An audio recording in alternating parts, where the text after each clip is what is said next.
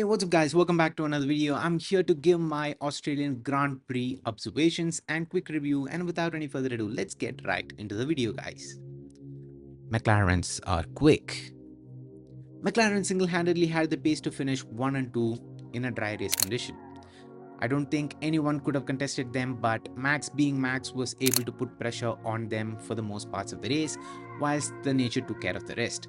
But the sudden rain caught both the McLaren drivers off guard, with Piastri getting the worst end of the stick. But this kind of performance was expected from the team after their preseason test performance, and I also expect McLaren to be really quick at the Chinese Grand Prix.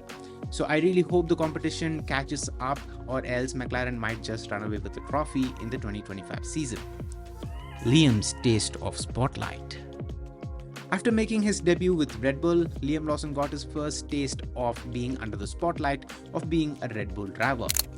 As I've said before, being a Red Bull driver or being teammates of Max Verstappen is no joke. So everything Lawson did at the Australian Grand Prix was put under a spotlight.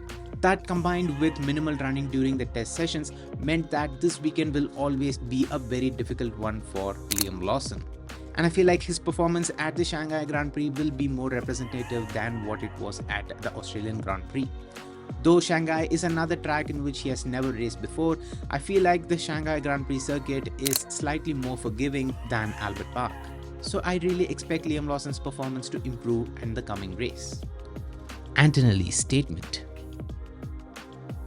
Antonelli's drive at the Australian Grand Prix was a statement-defying one, something that will quickly silence any haters and critics. Starting at the bottom 5 and finishing P4 just behind his teammate is a statement-defying drive. On a race that was as treacherous as this one, the fact that he kept the car on track and kept moving forward was a positive sign in and of itself. But to be finishing the race just behind your teammate after recovering from the setback of Saturday, I think it can be considered as job done well.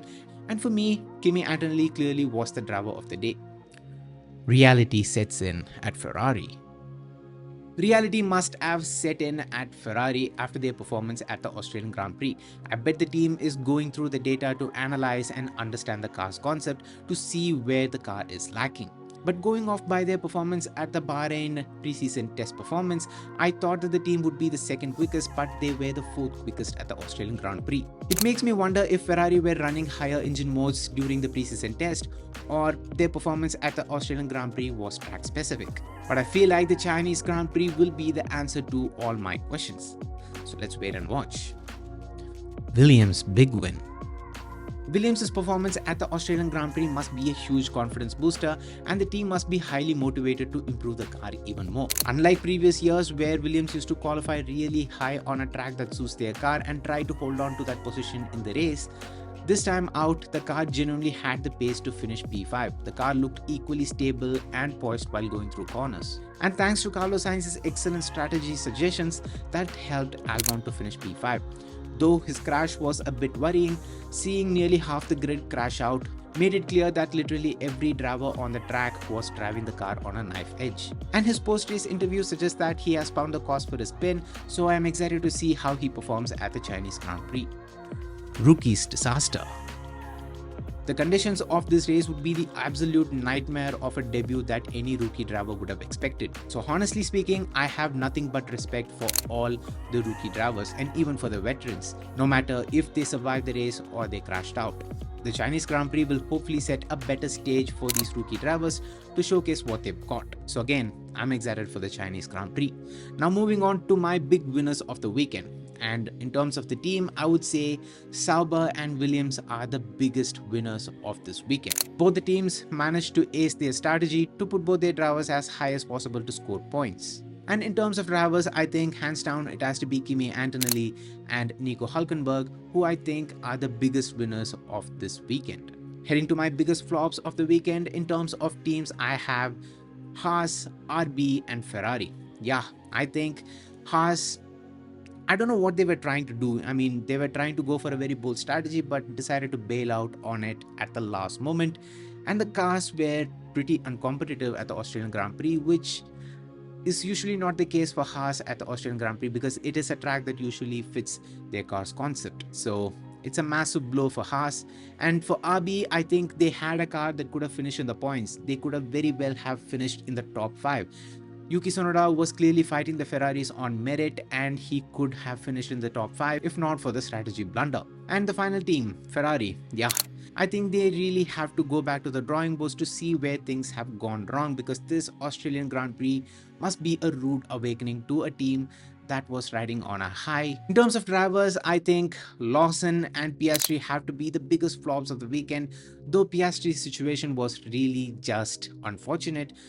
But yeah, I think he very well could have won the race, but he finished P9. But I have to give him props for not giving up once he beats the car, because usually when a driver beaches the car, they usually give up and get out of the car. Well, that was not the case with Piastri.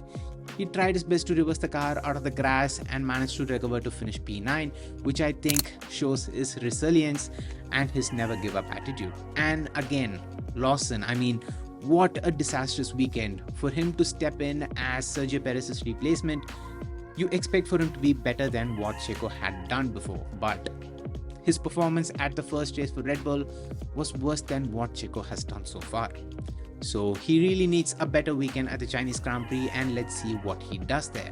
So yeah, with the interchangeable conditions, I think it really threw a spanner in the works for a lot of teams, catching a lot of the top teams off guard that had the pace to finish on the points. It was refreshing to see all the teams be competitive, to be fighting for points, and I really hope all teams can keep this form across the season.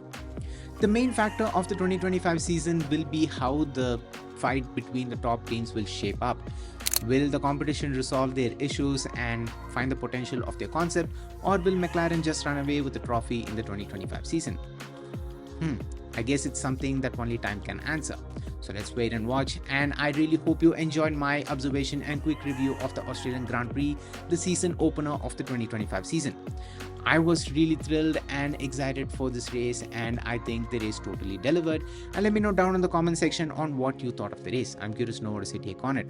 With that being said, if you enjoyed watching this video, make sure to hit the like button and subscribe to For a Win if you haven't already. And until next time, it's me Vinesh from For a Win, and I'm out. Peace.